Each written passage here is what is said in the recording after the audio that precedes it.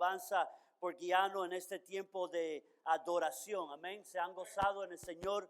Amén. Es increíble, hermano, que hemos llegado a la conclusión de esta campaña que parece que comenzó ayer.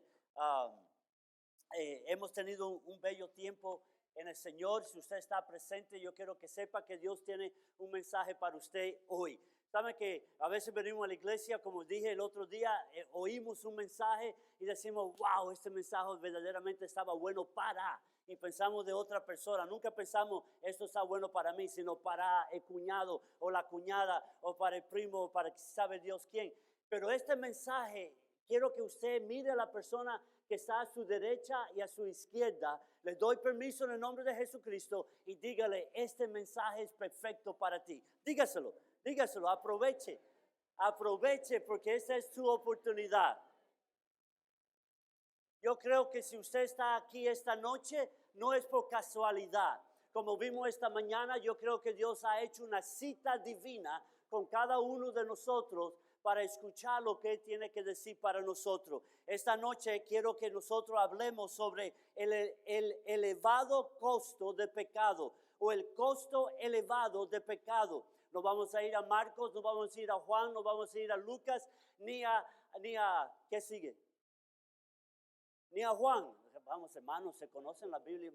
Y ni vamos a Juan. Vamos a regresar a las afueras de Jericó. Vamos a regresar a Josué capítulo 7. Si tienen sus Biblias, vayan buscando Josué capítulo 7. Y vuelvo a repetir, alguien piensa, bueno, ¿por qué vamos al libro de Josué en el Antiguo Testamento? Es un libro de historia, pero quiero decirle que Josué es más que un libro de historia, de la conquista de Israel, de la tierra prometida. Es un libro que nos da una ilustración de la vida cristiana. Es un libro que nos ayuda a reconocer que la vida cristiana, la vida suya y la vida mía en Cristo es una vida de conquista. Pablo dijo que en Cristo somos más que vencedores, más que conquistadores, más que ganadores. Y eso es lo que nos ilustra el libro de Josué cuando miramos al libro con los ojos del Evangelio de Jesucristo. Yo quiero leer en el capítulo 7, vamos a ver varios versículos. Quiero leer los primeros versículos para iniciar. Y es una historia que muchos de ustedes se conocen. Muchos de ustedes, si se han criado en la iglesia, han oído, han leído esta historia. Y yo quiero que nosotros la veamos con ojos nuevos esta noche. Sigan en su vista mientras que yo lea. Miren alrededor si hay alguien que no tiene una copia de la palabra de Dios. Si usted puede acercarse a él o a ella y compartir esa copia de la palabra de Dios, así ellos pueden leer junto con usted. Dice versículo 1, Josué capítulo 7.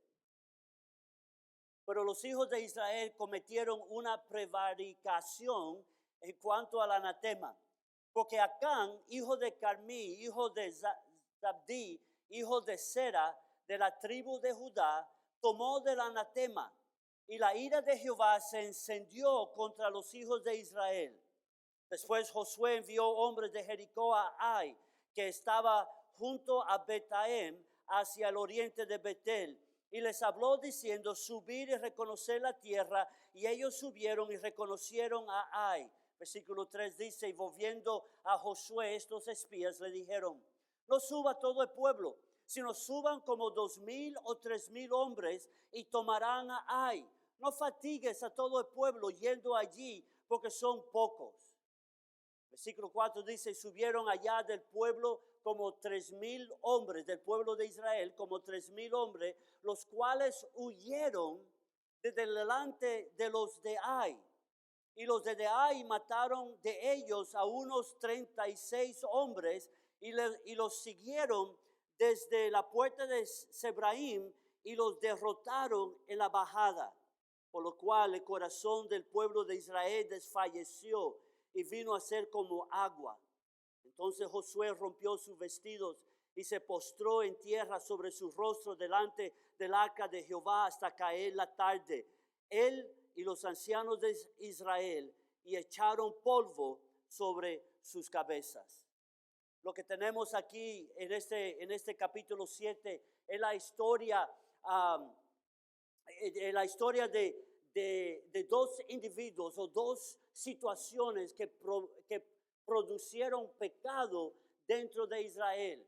La historia de capítulo 7 nos ayuda a nosotros a comprender como cristianos que en la vida cristiana hay momentos altos de victoria y hay momentos bajos.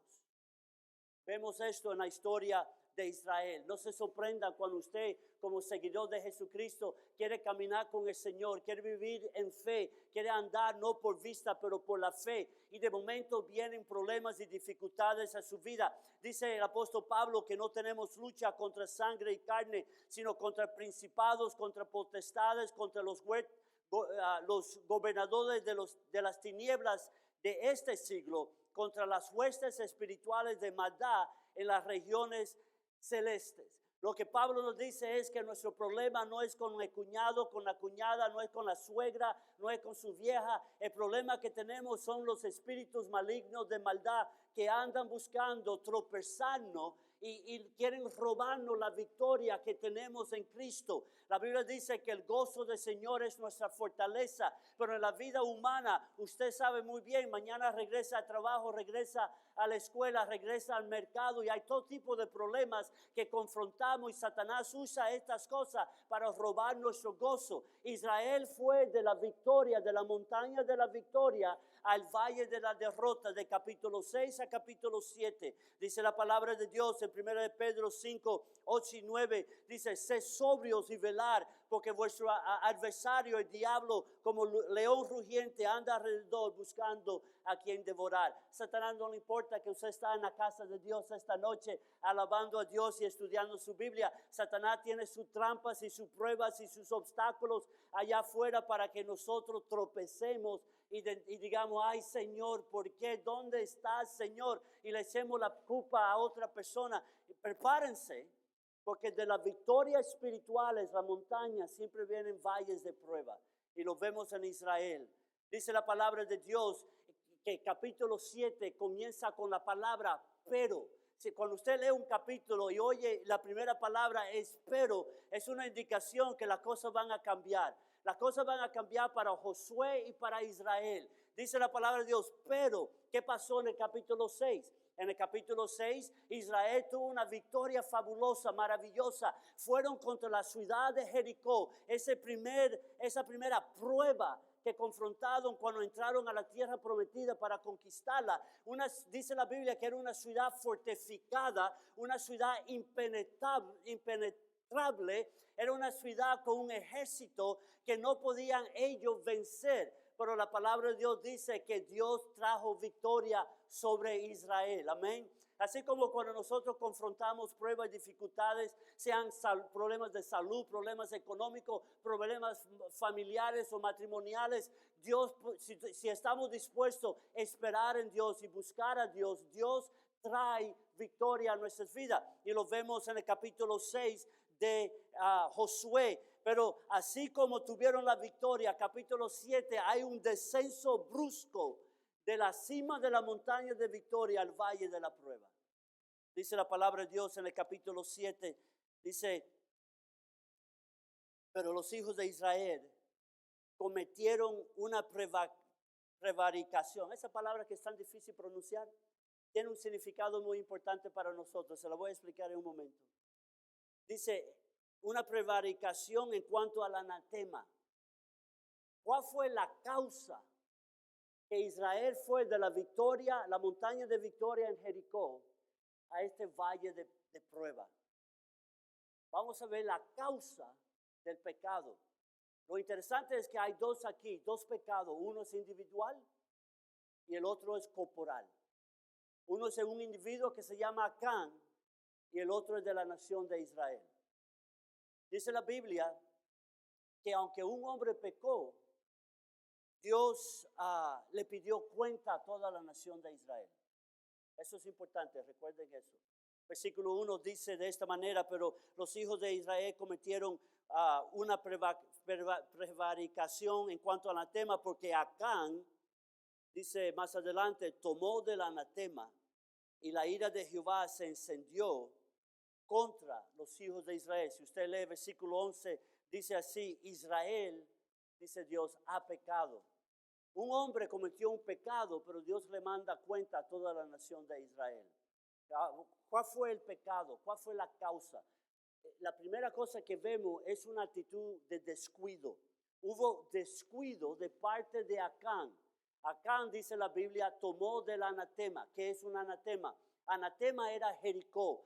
Cuando los hijos de Israel iban a atacar a Jericó, él declaró que la ciudad de Jericó, los habitantes de Jericó, todas las posesiones de Jericó, todo lo que había dentro de la ciudad era anatema al Señor, era algo dedicado al Señor. No le pertenecía al ser humano, le pertenecía a Dios. Así que la Biblia dice que Acán bajó la guardia y tomó del anatema y causó una prevaricación. ¿Qué es una prevaricación? Qué bueno. Bueno, quizá usted lo pueda pronunciar mejor que yo, pero quiere decir un acto contra un edicto oficial, contra una declaración legal. Usted dice, ¿dónde está la declaración de legal? Si usted va a capítulo 6, mire lo que dice el versículo 18 y 19, porque antes de entrar a la ciudad para atacar, Dios le dice a Josué que mandara un aviso a toda Israel, pero dice el versículo 18, pero vosotros guardaos del anatema, ni toquéis ni tomáis alguna cosa del anatema, no sea que hagáis anatema al campamento de Israel y lo turbáis, mas toda la plata y el oro, los utensilios, el bronce, el hierro, sean consagrados a Jehová y entren en el tesoro de Jehová. Así que una declaración tan importante que no se tomara del anatema fue declarado a toda la nación de Israel. Salieron corriendo, dando aviso a los millones de judíos que habían, diciéndole, no tomen del anatema porque es dedicado al Señor. Y que Acán bajó la guardia y tomó del anatema, que fue un pecado contra Dios. ¿Cuál fue el pecado de la nación de Israel? ¿Cuál fue el descuido? Porque también vemos descuido en Israel. Dice el versículo 3 de esta manera, y quiero que escuchen porque frecuentemente, quizá nosotros, usted y yo, no tomemos del anatema de Jehová, pero cometemos el delito de Israel. Israel, dice el versículo 3, dice, recuerden que Josué manda a los espías a espiar la ciudad de Ai. Ai era la siguiente ciudad. Ganaron la victoria en Jericó, una ciudad impenetrable. Ahora van a la ciudad de Ai, una ciudad pequeña, una ciudad sin muralla, una ciudad que no estaba protegida. Versículo 3 dice, y volviendo a Josué le dijeron, no suba todo el pueblo, sino suban como 2,000 o 3,000 hombres y tomarán a Ai. No fatigues a todo el pueblo yendo allí, porque son pocos. Estos israelitas cometieron el pecado ¿cómo se puede decir? Tomaron en poco al enemigo. Ellos dijeron a Josué, no moleste a todo el pueblo, mira, todavía estamos cansados de la victoria en Jericó, aunque ellos no hicieron nada, porque dice la Biblia que caminaron alrededor de la ciudad 7 veces, no 7 veces dieron vuelta, 7 veces gritaron hasta que cuando Dios dijo ahora gritar y todo el mundo gritó y se cayeron la muralla. Pero ellos dicen, no mande a todas las personas a la batalla porque estamos cansados, es un pueblo pequeño, con 2,000 hombres nosotros podemos tomar. Y lo que pasó fue que Israel, estos soldados, esta gente, tomaron en poco al enemigo. Pero hay otra cosa más. Y es que ellos se equivocaron pensando, hubo un cierto orgullo dentro de ellos, que ellos fueron los que ganaron la victoria en Jericó. Dijeron, Josué, no mande a todo el ejército. ¿Para qué? Mira lo que nosotros hicimos. Mira cómo nosotros ganamos la batalla en Jericó. Mira cómo nosotros ganamos la victoria en Jericó. ¿Para qué vas a mandar? Van los 2,000, vamos a ganar la victoria. Y se llenaron de orgullo y como resultado tomaron en poco lo que Dios había hecho en sus vidas.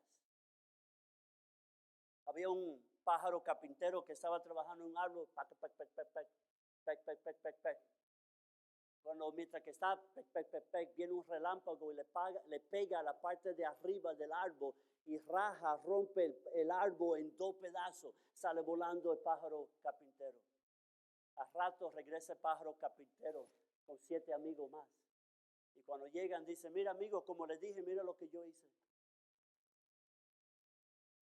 No es muy difícil nosotros tomar crédito por lo que Dios ha hecho en nuestras vidas.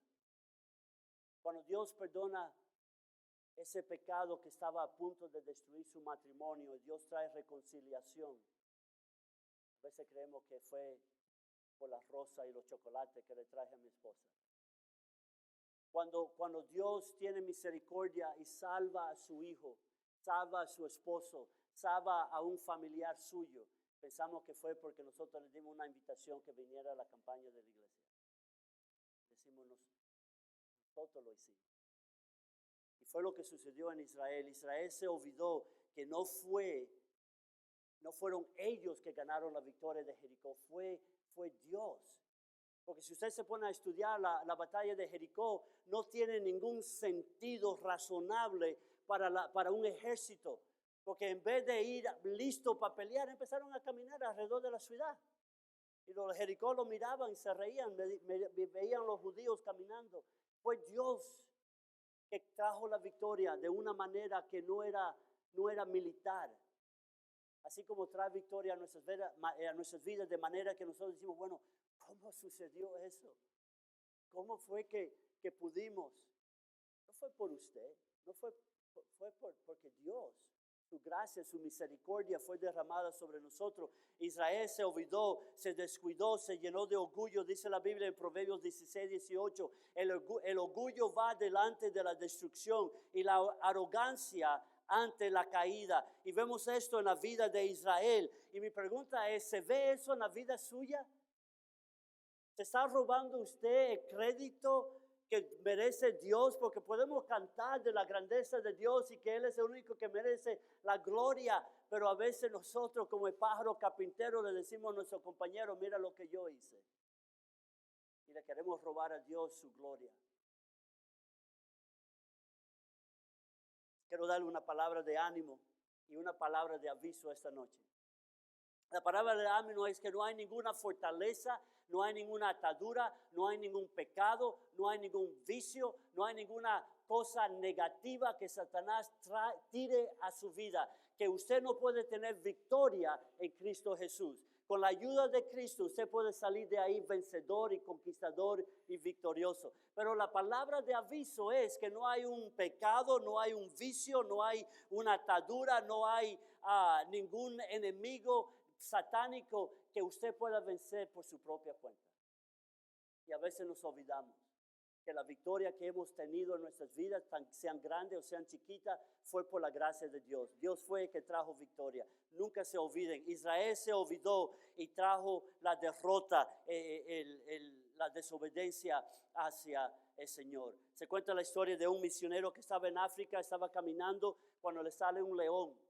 Y empieza a temblar, el león se ve que tiene hambre, el misionero empieza a orar, Señor, líbrame de este león, Señor, cierre la boca a este león. Y la historia dice que el león, por alguna razón así, giró y se fue por otro camino.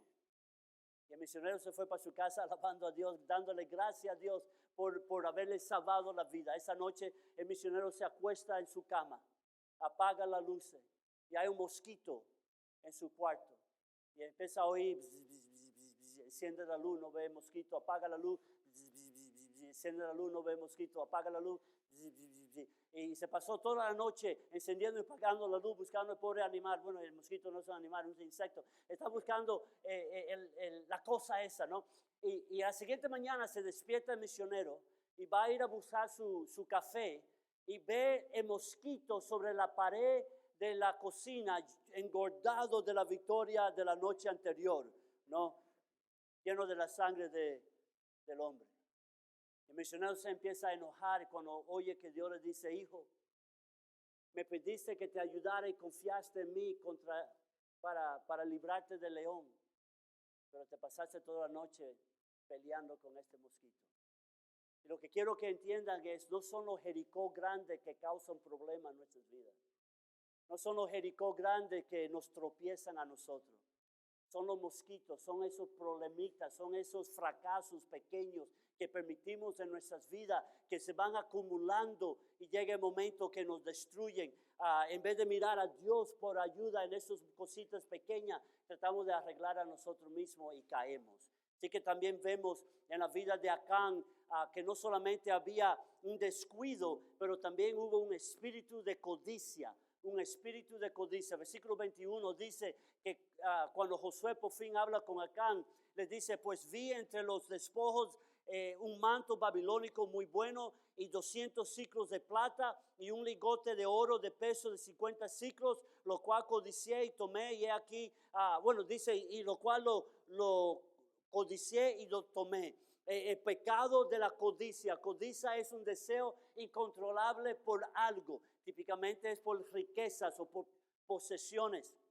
Y vemos en la vida de Acán esta codicia. Él confiesa, vi esto, vi aquello y lo tuve que tener, lo codicié. Y la Biblia nos recuerda que Dios quiere suplir todas nuestras necesidades. Todo lo que nosotros tengamos necesidad, Dios quiere suplir. Todo lo que tenemos derecho para recibir, Dios nos quiere dar esas cosas. No es que el dinero, decimos que el dinero es malo. No, es que el amor al dinero es malo. Dios quiere proveer por tus necesidades. Pero dice Dios en Éxodo capítulo 20, dice no codiciáis. Dice el texto, no codiciaréis la casa de tu prójimo, no codiciarás la mujer de tu prójimo, ni su siervo, ni su criada, ni su buey, ni su asno, ni cosa alguna de tu prójimo. La Biblia dice, Dios va a proveer por ti. Confía en Dios, pero no te llenes de codicia, porque la codicia nos abre a muchos otros problemas. Y una vez que la codicia entra en el corazón humano, solamente una entrega total y completa a Cristo puede quitar ese pecado de tu vida. Otra manera que nosotros podemos decir de codicia es amor por las cosas en el mundo. Yo me imagino que esa noche Acán, después de la victoria de Jericó, no pudo dormir. ¿Ustedes han tenido esos momentos donde no pueden dormir? Yo me imagino que Acán, quizá porque estaba reviviendo la victoria, quizá estaba reviviendo cómo caminaron, cómo gritaron, cómo cayeron la muralla. Creo que por lo que había pasado, Acán no pudo dormir esa noche. Quizá tenía calor y no pudo dormir. Yo no sé lo que era el problema de Acán, pero yo me imagino que Acán empieza a caminar esa noche. Quizá para refrescarse, quizá para ver si le da el sueño. Y va caminando y su caminar lo lleva hacia los escombros de Jericó. Yo me imagino que él va caminando y se encuentra un manto babilónico. Y lo levanta, lo sacude y ve que está bonito, está lleno de colores. Acá mira alrededor, no ve a nadie, lo enrolla, lo mete en su camisa y sigue caminando. Mientras camina, ve que algo brilla en la tierra debajo del sol de la luna. Se agacha para ver lo que es y es una moneda de plata. Cuando va a coger la moneda se da cuenta que hay otra y hay otra y empieza a excavar 200 monedas de plata. Acá mira alrededor, no ve que hay nadie mirando, se la mete en su bolsillo. Sigue caminando. Ve algo brillar, va para allá, es una barra de oro que se encuentra. Y mira alrededor, no ve a nadie, se la mete en su camisa y va corriendo para su casa. Yo me imagino que Acán llega a su casa, abre la puerta, empieza a mover los muebles, empieza a excavar un hoyo. La mujer dice, ¿pero qué tú haces? Acabo de barrer en la tierra, ¿qué estás haciendo? Y le dice, cállate mujer, te calla. Y lo mira a los muchachos y dice, muchachos, cállense, no digan nada, no vayan a decir nada, le va a ir mal. Y va y excava el hoyo, mete su plata, mete su manto babilónico, mete la barra de oro, lo cubre y mueble y pone los muebles por encima. Se acuesta a dormir. El problema de Acán es lo que la Biblia dice en primera de Juan capítulo 2, donde la Biblia dice de esta manera.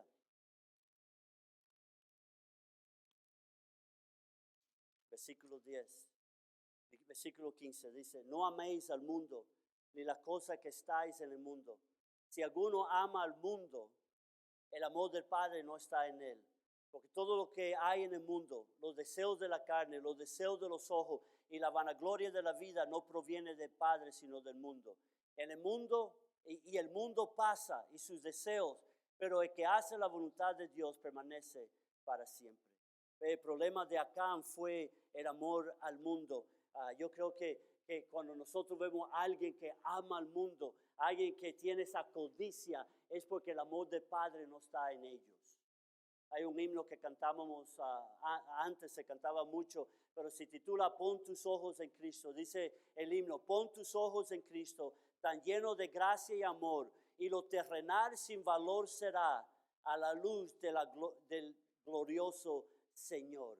Quizá usted está aquí como acá, nos ha descuidado, bajado la guardia, ha permitido que algún pecado descuido, quizá usted está tomando la gloria de Dios en vez de decir, Señor, gracias por esto que has hecho en mi vida. Quizá como Acán y como los hijos de Israel, nosotros hemos pecado, pero vemos la causa de pecado, que era el descuido. Qué fácil es para usted, para mí, pecar cuando nosotros bajamos la guardia, cuando nosotros nos enamoramos de lo que el mundo ofrece, es fácil para tropezar. Ahora vemos la causa. Yo quiero que usted vea la consecuencia del pecado. Tanto para Acán como Israel, el pecado fue un pecado secreto. Fue un pecado que nadie vio. Acán miró alrededor, nadie lo vio y hizo su crimen. La nación de Israel, nadie supo realmente. Parecía que ellos eran gente bondadosa, que estaban pensando en sus hermanos judíos. No mande a todo el ejército, nosotros lo podemos hacer con 2,000 hombres. Fue la motivación detrás, el orgullo detrás de lo que ellos habían dicho. Y vemos que Dios condena el pecado secreto. Dice el salmista, has puesto nuestras iniquidades delante de ti, nuestros pecados secretos a la luz de tu presencia. A veces que nosotros podemos hacer algo y mirar alrededor como Acán y pensar, nadie me ha visto. Pero Dios te ve. Dios te ve. Quizá por eso que tanto de nuestra gente viene a este país, como dije el otro día, vienen para tratar de proveer mejor vida y trabajan full time, part time y todo time y todavía no están haciéndolo y están luchando. A veces somos tentados a tomar algo que no es nuestro o hacer algo que éticamente quizá no está correcto, pero vamos a tener alguna ganancia en nuestras vidas y decimos, por fin y al cabo, Señor, es mi responsabilidad proveerle por mi familia, y tratamos de razonar la manera que nosotros vivimos y caemos en el pecado. ¿Cuál fue la consecuencia del pecado de Acán? Yo quiero que ustedes vean esto. Primeramente, produjo la deshonra a Dios. Miren lo que dice versículos 8 y 9.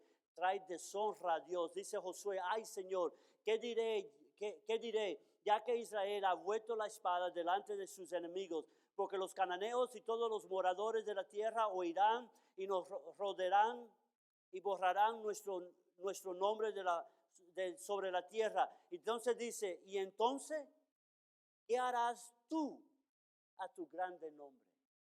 ¿Ve? Como cristianos, cuando nosotros pecamos, traemos deshonra a Dios. Cuando nosotros pecamos, trae deshonra a Dios. No porque lo dijo un pastor, no porque un maestro de escuela dominical, no porque tu mamá te lo ha dicho, no porque la Biblia dice que nosotros nos llamamos cristianos, llevamos el nombre de Cristo. Supuestamente, si somos seguidores de Jesucristo, el Espíritu de Dios mora en nosotros. Cuando nosotros pecamos, deshonramos a Dios. Y fue lo que pasó en la vida de Acán. Todos tenemos personas que nos están mirando. Y cuando nosotros pecamos, en vez de ser testigos de la bondad de Dios, somos testigos negativos a esas personas.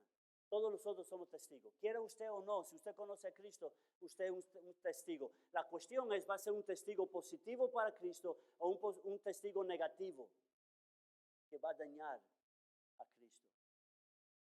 No solamente produjo la deshonra a Dios, produjo la derrota de sus hermanos. Miren lo que dice el versículo 1, ya leímos, cuando Acán peca y dice la palabra de Dios, Israel ha pecado. El versículo 12 dice de esta manera, por esto los hijos de Israel no podrán hacer frente a sus enemigos, sino que delante de sus enemigos volverán la espada, por cuanto han venido a ser anatema. ni estaré más con vosotros. Dios le dice a Israel, porque ustedes han pecado, porque han tomado de anatema, ustedes se han convertido en anatema. Y yo no estaré con ustedes. Acán no fue el único que fue afectado por su pecado. El pecado de Acán afectó a la nación entera.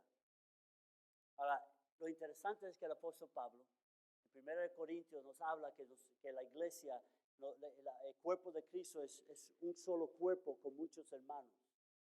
Y cuando un hermano tropieza y peca, afecta a todos los demás. Ninguna persona cae y peca solo. Si yo caigo en pecado, los afecto a cada uno de ustedes, porque somos un cuerpo. ¿Nunca se ha machacado un dedo? Usted se machaca, ¿se dice así? El dedo gordo de la mano izquierda lo siente en el pie derecho por acá abajo en la rodilla. Señor, ¿qué es eso? Porque somos un cuerpo, pero los miembros estamos conectados. En inglés hay un dicho, la gente dice, it's not in your business. Eso no es tu problema.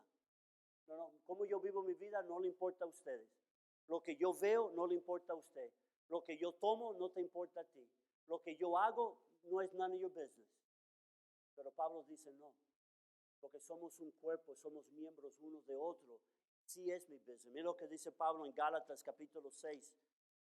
Gálatas capítulo 6. Déjenme encontrarme a Gálatas aquí.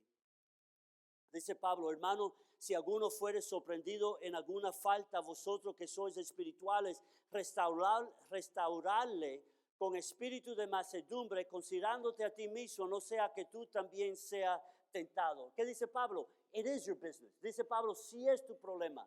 La vida espiritual de mi hermano y de mi hermana es mi problema.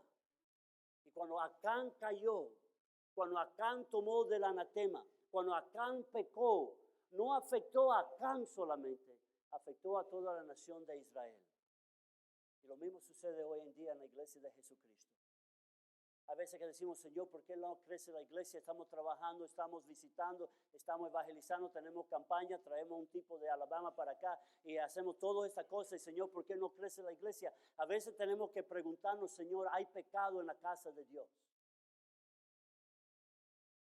Y el problema es que nosotros razonamos. Quizá una mentirita blanca sigue siendo un pecado ante Dios. A veces tenemos hermanitos, yo sé que aquí no pasa, perdón, no sé para qué hablo de esto entre ustedes. Yo sé que esto no pasa aquí, pero allá en Texas, a veces hay hermanitos que tienen una lengua increíble. Si fueran a traer la lengua al altar para presentárselo al Señor, necesitaríamos 2 o 3 veces correría la lengua. Y pensamos, bueno, porque es una mentirita blanca, no afecta a nadie. No, porque, bueno, es un chiste, hay un chiste solamente, una broma, hermano. No se enoje, hombre, le decimos. No nos damos cuenta que estamos afectando al cuerpo de Cristo. El pecado tuyo afecta al cuerpo de Jesucristo. A veces nosotros no nos damos cuenta cómo afecta. ¿Saben cómo afecta el pecado suyo al cuerpo de Cristo? Primeramente, afecta el testimonio de la iglesia. Porque aquellos que lo conocen, recuerda, siempre hay alguien que está mirando. Aquella persona que lo conocen a usted en su trabajo, en su escuela, el vecino, toda esa gente va a decir, ¿para qué ir? Lo invitamos, vayan a la campaña, la primera de Concord. ¿Para qué? ¿Son una bola de hipócritas?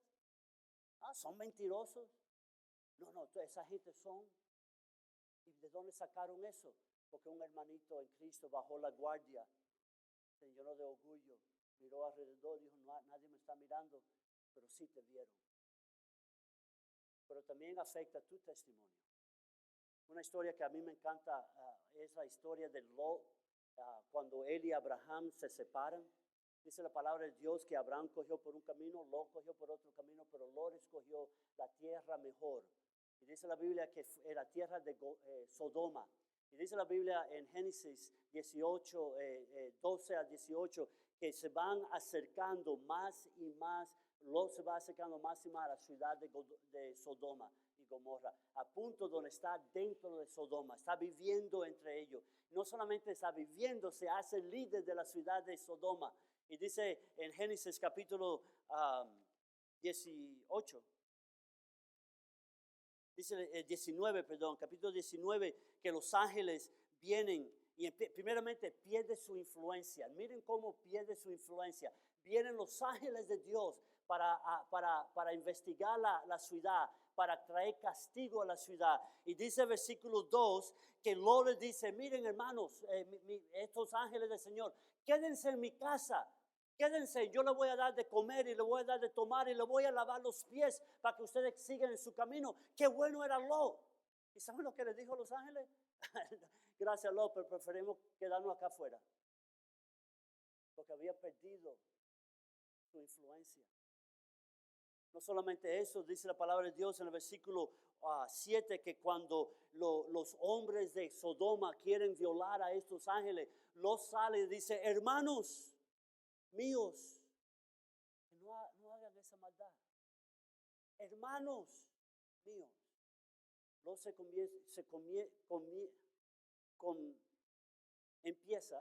empieza a identificarse con los habitantes estos pecaminosos. Hermanos míos, va perdiendo su influencia. ¿Y saben por qué pierde su influencia? Miren lo que dice más adelante. Cuando los ángeles en el versículo 12 le dicen, ¿tienes algún familiar aquí, Lot? ¿Tiene hijo, tiene hija, tiene yernos? Dile que se vayan porque vamos a destruir esta ciudad. Y dice el versículo 14 que Lot va a sus yernos y le dicen, vamos a huir que Dios va a destruir la ciudad. Y mira lo que dice, mas le pareció a sus yernos como se burlaba. Perdió su influencia.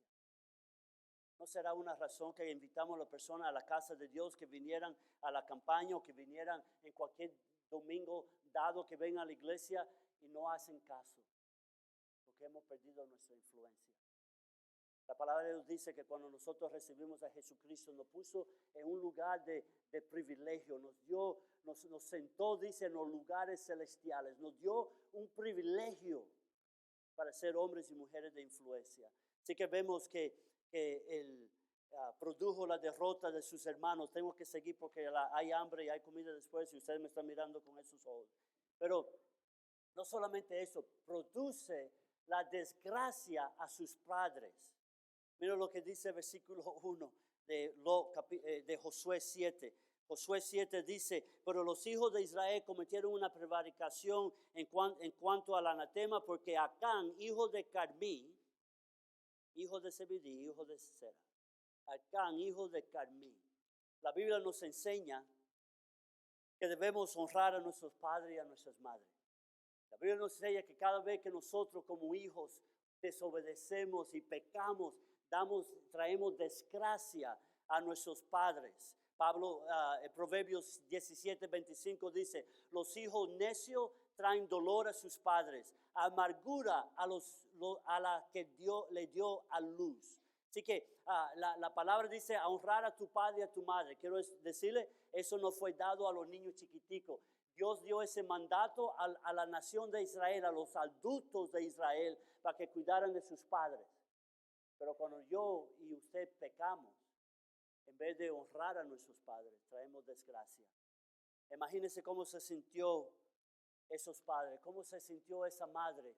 Yo me imagino que en el capítulo 7, en el versículo 4, versículo 14, que dice, cuando Josué dice, Dios le dice a Josué, o asecaráis pues mañana por vuestras tribus, y la tribu que Jehová tomare se asecará por su familia, y la familia que Jehová tomare se asecará por su casa, y la casa que Jehová tomare se asecará por los varones. Yo me imagino que esa madre dice, ay, qué vergüenza para esa familia, le dice al esposo, ay, qué vergüenza para esa familia que sea tomada, ¿no? Yo me imagino que en el versículo 15 dice la Biblia, y el que fuere sorprendido en el anatema será quemado, él y todo lo que tiene, por cuanto ha quebrantado el pacto de Jehová y ha cometido maldad en Israel. Yo me imagino que esa madre dijo, ay, gracias a Dios que a Canito no lo criamos de esa manera. Ay, a Canito sabe cómo actuar mejor. Imagínense la madre esa en el versículo 18 cuando dicen, hizo cercar a su casa por los varones y fue tomado a Canito. Yo me imagino que esa madre dice, ¿qué? ¿Qué? No, no puede ser. Ay, ay, Dios mío. Ay, qué vergüenza. Ay, las miradas de la gente, las murmuraciones. Ay, me quiero morir, dice la madre esa. Porque Acanito pecó y trajo desgracia a sus padres. No solamente produjo desgracia a su padre, produjo la destrucción de su familia. Versículos 24 y 25 nos dice que Josué dice que fueran a tomar todo lo que tenía, todo lo que había en la casa de Acán. Pero quiero que lean esta nota. A mediados de versículo 25 dice, versículo 24 dice, sus hijos y sus hijas. Sus hijos y sus hijas. Cállate, no se lo diga a nadie porque te va a ir mal. Mujer, cállate, le dijo Acán a la esposa. A los hijos le dijo que se callaran cuando estaba excavando. Y ahora ellos están pagando el precio. Y el problema es que hay muchas familias donde el hombre o la mujer vive un estilo de vida pecaminoso. Vive un estilo de manera, está viviendo de tal manera que trae la derrota a su propia familia. No se da cuenta. Hay ojos pequeños que están mirando una bebida más, ¿no? Una noche más con una mujer, una noche más con un hombre, pero al fin y al cabo nadie está mirando, estoy trabajando, estoy viajando, estoy en una ciudad solo y nadie sabe, tengo frío, voy a buscarme una mujer que me dé un calorcito, nadie está mirando, que duele, todo el mundo lo hace. Hay hogares donde los niños están aprendiendo a ser hombres mirando a su padre, darse sus buenos tragos, gritarle a su esposa, llenarse de ira. Hay hogares donde los niños están aprendiendo a ser un esposo del ejemplo de su papá, gritándole a su mujer, oye, ¿la comida dónde está? Yo soy el que mando aquí. Golpeando a la mujer, empujando a la mujer, gritándole a la mujer. Y no nos hagamos el cuento, eso pasa allá afuera en el mundo, hermano, porque pasa dentro de la casa de Dios. Hermanitos que están sentados, acaban de cantar lo grande y poderoso. Eres tú, Señor, qué bueno tú eres, Padre, con nosotros. Pero en la casa, si no tienes cuidado, mata a la esposa.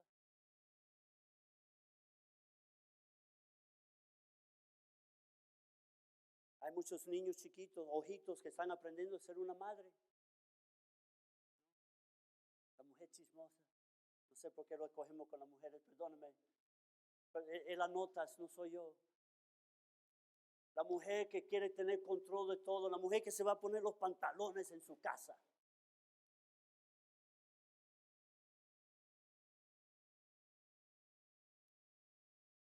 Dice Jesucristo, mejor le fuera que se atase en el cuello una piedra de molino y se arrojase al mar que hacer tropezar uno de estos pequeñitos. Vemos la causa, vemos la consecuencia. Quiero que vean el castigo del pecado. Versículo 18. Vemos el dolor de ser descubierto. El versículo 18 dice la Biblia que Josué hizo a secar a su casa por los varones y fue tomado Acán. Quizá Acán pensó, nadie me ha visto, me pude llevar esas modernas y ese manto, esa vara de oro, nadie me ha visto, pero nos olvidamos que Dios nos ve. Y la Biblia dice que más tarde o más temprano nuestros pecados saldrán a luz. Y vemos la vergüenza de Acán, el dolor de ser descubierto. Esté seguro, hermano, que el Espíritu Santo va a descubrir su pecado. Dice la palabra de Dios, feliz el hombre que honra siempre al Señor, pero el terco caerá en la desgracia. No solamente el dolor de ser descubierto, cuando pensó que se había escapado de una, pero la vergüenza del encubrimiento. Versículo 20 dice de esta manera, y Acán respondió a Josué, verdaderamente yo he pecado contra Jehová, el Dios de Israel, y así ha hecho. Así que en el momento de pecado, yo sé que ustedes no conocen de esto, pero en el momento de pecado, que cuando estamos pecando, es una advertencia, es una aventura, es una Es una diversión hasta que somos descubiertos. Hasta que somos descubiertos. Proverbios 28:13 dice, el que encubre sus pecados no prosperará, mas el que lo confiese y se aparte alcanzará misericordia. La Biblia en la versión popular dice, al que disimule pecado. Nosotros nos gusta disimular el pecado. No, usted, yo compré es mi amiga, ella es una amiga en Cristo, ella es una amiga. Es que disimulamos el pecado. Pero no solamente eso, la pérdida de todo lo que él quería, todo lo que era querido para él. Miren lo que dice el versículo 22. Josué entonces envió mensajeros, los cuales fueron corriendo a la tienda, a la casa de Acán, a la casa de Acanito. Y aquí estaba escondido en su tienda y el dinero debajo de ellos. Y tomándolo en medio de la tienda, lo trajeron a Josué y a todos los hijos de Israel y lo pusieron delante de Jehová. Entonces Josué, toda Israel con él, tomaron a Acán, hijo de Zera, el dinero, el manto, el lingote o esa vara de oro, sus hijos, sus hijas, sus bueyes, sus asnos, sus ovejas, su tienda y todo cuanto tenía, y lo llevaron todo, al valle de Acor.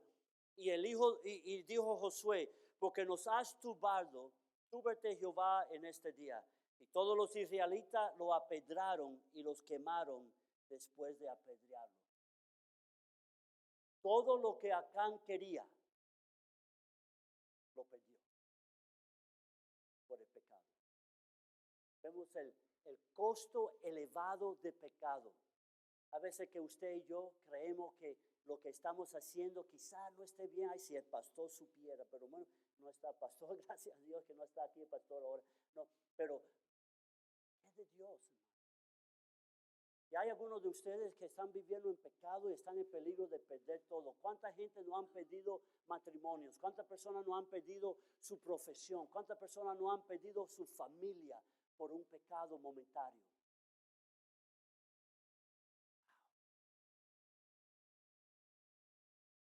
El costo de pecado es elevado. El costo de pecado nos cuesta a todos nosotros mucho. Pero no vamos a terminar allí. Ahí sería triste terminar. Yo quiero que vean la cura del pecado también. Porque es muy posible que hay personas aquí que Dios lo trajo para que escuchara. Yo siempre he dicho, Dios nunca nos castiga sin mandando una palabra de aviso. Si yo estoy viviendo en pecado, Dios no me va a castigar a mí sin que traiga un mensajero. Puede ser cualquier persona. En esta noche la palabra de Dios nos está hablando, pero Dios manda su mensaje. Y si tienes oído para oír, oye. Que Dios está diciendo, hijo, hija, cuídate. Porque mi castigo está para caer sobre de ti. Te voy a dar una oportunidad más. Traje a este tipo de Alabama para que te diga. Les voy a dar una oportunidad más. Escucha. ¿Cuál es la cura del pecado? Bueno, primeramente no endurezca tu corazón. Porque a veces como humanos nos empezamos a pensar, ¿quién es este tipo? ¿Quién es este que viene a decirme a mí que estoy viviendo en pecado? Yo no te he dicho que estás viviendo en pecado. Esa es la conciencia tuya con el Espíritu Santo, ¿ok? Yo solamente soy el mensajero. Pero a veces nos ponemos corazón duro. Esta gente siempre que vengo a la iglesia igual. Mira, y acaso, y empiezan entonces a pensar del predicador. ¿Y acaso ese es santo? A ver, no hay pecado en su vida. Déjeme aclarárselo ahora. Sí hay pecado en mi vida. Pero si yo no quiero el castigo de Dios en mi vida, si yo no quiero perder mi matrimonio, si yo no quiero perder a mis hijos, hermano, no hay nada que me doliera a mí más. El ministerio, estoy dispuesto a dejar el ministerio. ¿No saben lo que me dolía a mí más que dejar el ministerio? Que mis hijos vean que su padre es un falso, que dice una cosa y vivió otra cosa. Para mí eso me quebrara el corazón. No endurece su corazón. Dice Hebreos capítulo 3. Si oyeres hoy la voz del Señor, no endurezcáis vuestros corazones. Por lo cual, como dice el Espíritu Santo, si oyeres su voz, no endurezcáis vuestros corazones. La segunda cosa, ven ante Dios y confiese tu pecado. Ella sabe cuál es. Y pues si acaso alguien dice, bueno, ¿para qué pasar enfrente y al altar para que la gente vea? Entonces van a decir, mira, te dije que había algo con ese tipo, ¿no? Perdón, eso no pasa aquí en California, allá en Texas, ¿no? No, ¿para qué pasar enfrente? Dios sabe, si Dios sabe cuál es mi pecado, bueno, que me perdone. Tenemos ese orgullo, esa otra palabra más, soberbia o algo. Pero ¿saben por qué venimos ante Dios y le confesamos nuestro pecado? Porque demuestra humillación ante Dios. Demuestra que nosotros reconocemos que nosotros no somos nada sin Él. Venimos ante su misericordia y decimos, Señor, perdóname. Señor, límpiame. Hermano, ¿qué pasaría? ¿Qué piensa usted que pasaría si Acán esa noche abrió el hoyo, escondió las cosas, puso los muebles, se acostó a dormir? Y si no podía dormir antes, ahora menos. Está pensando, está jugando cerebro, como dice mi papá, estaba jugando cerebro, estaba pensando del oro, de la plata, lo que iba a comprar ahí el Día de las Madres para su esposa, todo para comprar que se callara la mujer, vamos a comprar unos pares de zapatos bonitos, y está pensando, pero de momento le viene a mente que acaba de tomar del anatema del Señor. ¿Qué pasaría si Acán se levanta esa noche y va corriendo a la tienda de Josué y dice, Josué, he pecado? Josué, perdóname, Josué, Señor, Josué, pídele a Dios que me perdone. Mira, tuve un momento débil, tuve un momento genuinamente débil. Mira, yo no podía dormir, salía a caminar, vi el manto, vi el oro, a Josué, perdóname, pídele a Dios que me perdone. ¿Qué usted piensa que Dios, usted cree que Dios hubiera perdonado a Josué, a Acán? Sí. Yo creo que si esa noche Acán se despierta y va corriendo y le dice, Señor, perdóname, Josué, perdóname, pero aquí está el oro, aquí está la plata, aquí está el manto. Yo creo que Dios hubiera perdonado a Acanito. Yo creo que Dios hubiera perdonado a Acán. Y Acán se hubiera ido un hombre nuevo, perdonado, limpio, como si nunca hubiera pecado. Hubiera acostado y hubiera dormido esa noche. A lo mejor la razón que usted no puede dormir es por el pecado en su vida. Y la Biblia dice, si confesamos nuestro pecado, Él es fiel y justo para perdonarnos y limpiarnos de toda maldad. Dice la Biblia, arrepentidos y convertidos para que sean borrados vuestros pecados. Y después añade, para que vengan de la presencia de Dios tiempo de refrigerio. Hay personas aquí que necesitan ese refrigerio espiritual en su vida. No endurezca su corazón. Pídele perdón a Dios por su pecado. Dice el Salmo 51. Es un salmo que David, el salmista, escribió después de su adulterio con Bersabé. Y dice, y el profeta Acán lo confronta. Así como Dios nos ha confrontado a todos nosotros con nuestros pecados. Natán, el profeta, confronta a David y le dice, tú eres pecador. Y dice, David escribe Salmo 51, dice, ten piedad de mí, oh Dios, conforme a tu misericordia, conforme a la multitud de tus piedades, borra mis rebeliones, lávame más y más de mi maldad y límpiame de mi pecado. El Salmo 32 fue escrito por David después que Dios perdonó, después que Dios traje tiempo de refrigerio. Y dice el Salmo 32, bienaventurado aquel cuya transgresión ha sido perdonado y cubierto su pecado. La Nueva Traducción Viviente lo dice de esta manera, me gusta, dice, oh, qué alegría para aquellos quienes se les perdona las desobediencias, a quienes se les cubre su pecado. Dios quiere traer refrigerio a su vida. Dios quiere perdonar su vida. Dios quiere restaurarlo. Yo no sé cuál es su pecado. No me interesa cuál es su pecado. Pero lo que sí me interesa es que usted aproveche el tiempo que Dios le ha dado. No está aquí por casualidad. Yo creo que en la providencia de Dios, Dios lo ha traído para que escuche. Y escuche que Dios está diciendo, hijo, hija, el castigo va a venir. El castigo va a venir. Pero te quiero dar una oportunidad más. Arregla cuenta en este momento. Arregla cuenta con Dios en este momento. Pídele perdón. Dice, el que encubre sus pecados no prosperará, mas el que los confiese y se aparta de él alcanzará misericordia. No importa si es el alcohol, no es si eres el machismo, no importa si es pornografía, no importa si es la manera que se tratan en su hogar como perro y gato se pelean el hombre y la mujer. Yo no sé cuál es el pecado, ni me importa. Lo que Dios dice es, esta es tu oportunidad. Buscar a Jehová mientras puede ser hallado. Llamarle en tanto que está cercano.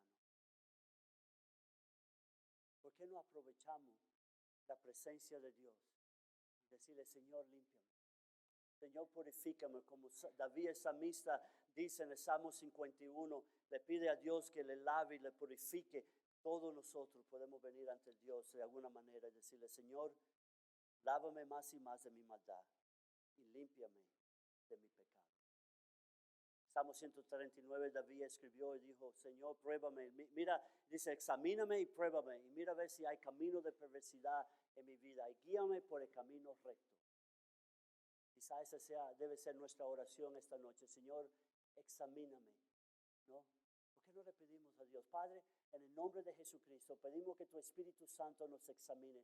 Padre, ya tú nos está hablando. Ya no tenemos que pedirte porque ya tu Espíritu Santo ha obrado. Ya tu Espíritu Santo nos está trayendo a memoria el pecado. Ya tu Espíritu Santo nos está a memoria de aquel momento que yo insulté o la esposa insultó al esposo, el esposo a la esposa. Ese momento cuando gritamos y nos faltamos respeto. Quizá ese momento Dios te lo trae a memoria cuando robaste lo que no era tuyo, lo que tomaste lo que no era tuyo. Yo no sé cuál es tu pecado, pero Dios dice, aquí está mi altar.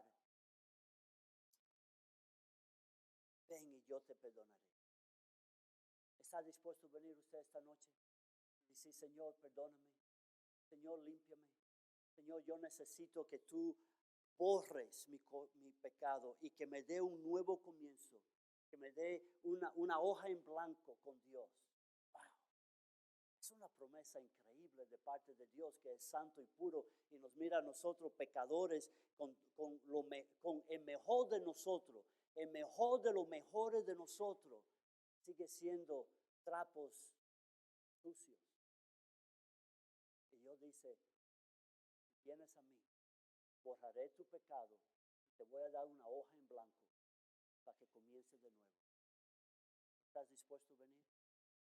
¿Estás dispuesto a venir al altar y decir, Señor, aquí traigo mi condición, aquí traigo, Señor, aquella cosa con la cual está luchando?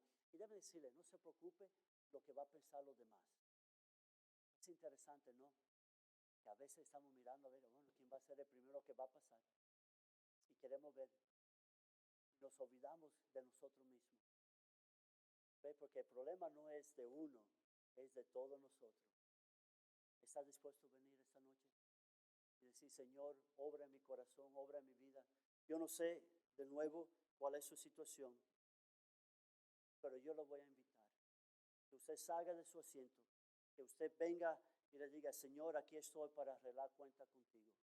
¿Habrá alguna persona esta noche que diga, yo paso al frente? Yo vendré ante Dios con mi condición, o mi situación, o mi pecado. ¿Estás dispuesto a venir? Porque Dios no lo trajo aquí para escuchar a alguien simplemente predicar. Dios no lo trajo aquí para pasar un bonito tiempo y para comer en un momento. Yo sé que tienen hambre, vamos a terminar. Dios quiere arreglar cuenta contigo. Porque el deseo de Dios es la victoria tuya. Dios quiere que tú tengas victoria. Pero el pecado prohíbe que nosotros seamos hombres y mujeres de victoria. Dice el profeta Isaías de esta manera.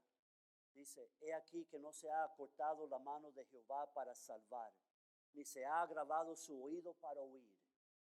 Pero vuestras iniquidades han hecho división entre vosotros y vuestro Dios, y vuestros pecados han hecho ocultar de vosotros su rostro para no oír. El problema es nuestro pecado. Dios dice, aquí estoy mi hijo, aquí estoy mi hija. ¿Está dispuesto a pasar? ¿Está dispuesto a venir y decir, Señor, aquí estoy ante de ti? Pidiéndote que perdone, pidiéndote que restaure. Si algún matrimonio quiera pasar y decir, Señor, aquí te traemos nuestro matrimonio. Perdónanos, Padre, por la manera que nos hemos tratado. Quizá quiere pasar con su familia. Y decir, Señor, aquí te traemos nuestros hogares. Qué bonito si pudiéramos todos decir como Josué dijo, mas yo y mi casa serviremos a Jehová. Que usted pase con su familia y diga, Padre, aquí te traemos a nuestra familia, mas yo y mi casa serviremos a Jehová. ¿Cuál es lo que Dios, qué área de tu vida te está hablando Dios?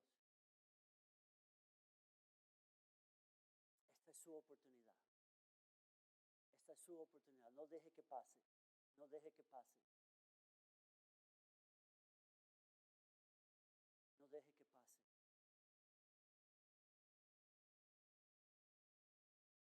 Quizá usted ha venido hoy, usted no conoce a Cristo personalmente como su Señor y Salvador. Usted no conoce a Cristo. Dios quiere bendecir su vida. Dios quiere, como hemos dicho esta mañana, hacer su obra transformadora en usted. Yo quiero orar con usted. Si usted no conoce al Señor Jesucristo, está dispuesto a recibirlo hoy. Ore conmigo esta oración. Ores conmigo, querido Padre. Yo te doy gracias por tu amor. Porque aunque soy pecador, reconozco tu amor en mi vida. Tú mereces más de mí. Yo reconozco que la muerte de Cristo sobre la cruz de Calvario fue para mí, fue por mí. Perdóname, Padre. Límpiame. Purifícame. Gracias, Padre. Usted oró esa oración. La palabra de Dios dice que Dios oyó su oración. Su nombre está escrito en el libro de la vida de Dios por toda la eternidad. ¿Alguien más? ¿Alguien más? Vamos a terminar en oración, pero yo no quiero que usted no pierda la oportunidad. Usted dice, bueno, ¿para qué pasar enfrente? Ay, qué ridículo, ¿no? Qué vergüenza. ¿Saben por qué lo hacemos? Porque Cristo dijo, el que me confiese delante de los hombres, yo lo confesaré delante de mi Padre que está en los cielos. Y el que me niegue delante de los hombres, yo lo negaré delante de mi Padre. Un día usted se va a parar ante Dios. Y en ese momento no va a haber absolutamente nadie, solamente usted y Dios. Usted no lo ha confesado aquí en la tierra. No piense que lo va a confesar en ese momento. Esta es la vida que tenemos. Esta es la oportunidad que tenemos. Confiéselo hoy públicamente. No importa, no lo hace por mí. Yo no gano nada. A mí no me van a pagar más dinero si viene más gente o no viene más gente. Yo no gano nada. Pero usted gana. Porque usted le está diciendo, Señor, yo reconozco que tú eres Dios. Yo reconozco que tú eres mi esperanza. Yo reconozco que tú eres mi victoria. Tú eres mi sanidad. Tú eres la esperanza de mi familia. ¿Alguien más? ¿Alguien más? Gracias. ¿Alguien más? ¿Alguien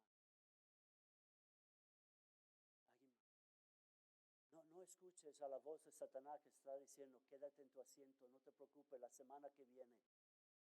No, ya tú lo hiciste en el pasado, no tiene que volver a pasar. No le hagas caso a la voz satánica. No le haga caso. Dios quiere obrar en tu vida. ¿Alguien más?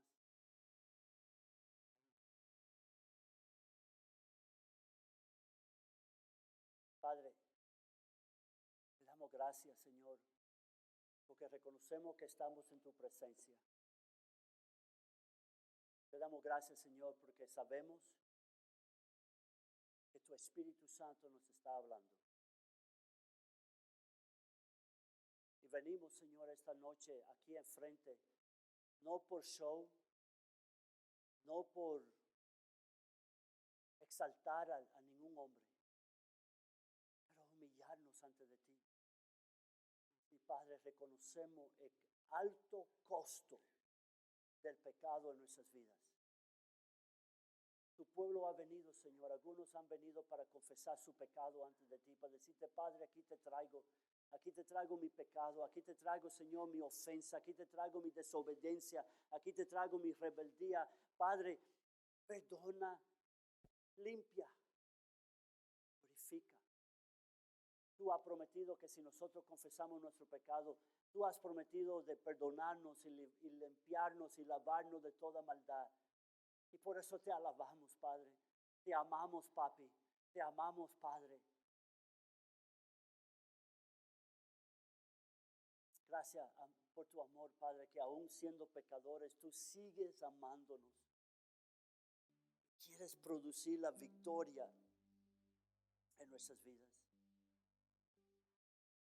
Te pido, Padre, por estos hogares que están aquí presentes, que han venido como familia, que han venido, Señor, para presentarse ante tu trono de gracia y decir, Padre, ayúdanos como familia a poder decir junto con Josué, mas yo en mi casa serviremos a Jehová.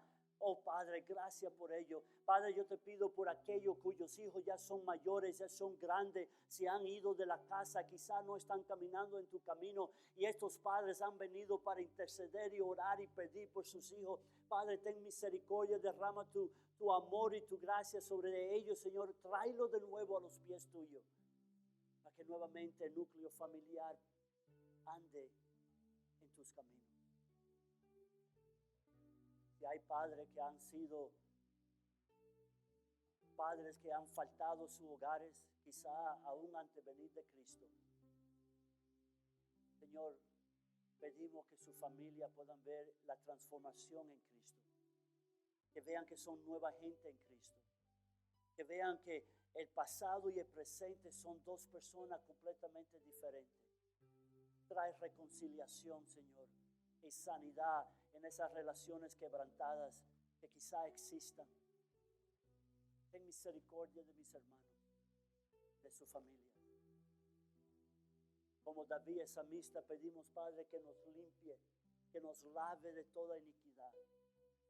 No porque somos perfectos, no somos perfectos, pero podemos caminar en fe y podemos caminar con la confianza que el Dios del cielo nos ha perdonado.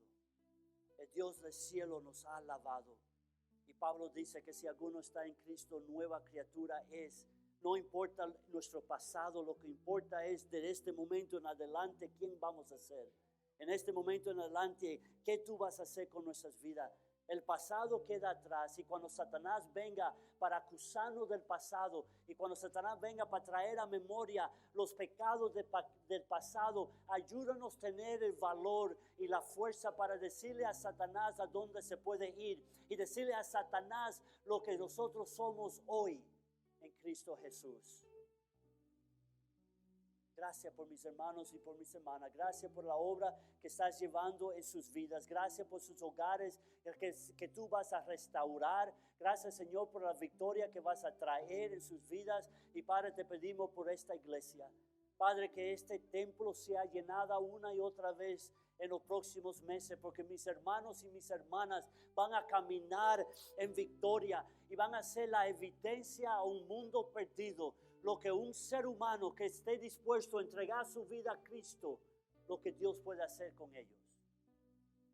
Padre, a ti te daremos honra y gloria, porque tú eres el único que te lo merece. Te amamos, Padre. Gracias, Padre, por lo que vas a hacer. Pedimos por mi querido hermano Peralta, el pastor de la iglesia, por su esposa, por su familia. Pedimos tu bendición, tu divina provisión, pedimos tu divina protección sobre ellos y sobre los líderes de esta iglesia. Y oh Padre, perdónanos como cuando en iglesia nosotros nos olvidamos que somos un cuerpo. Somos un cuerpo en Cristo. Perdónanos cuando yo pienso que mi pecado no afecta a nadie más. Perdónanos, Señor. Pedimos que tu Espíritu Santo traiga memoria a cualquier área en la cual nosotros no estamos viviendo correctamente para la divina protección de tu iglesia.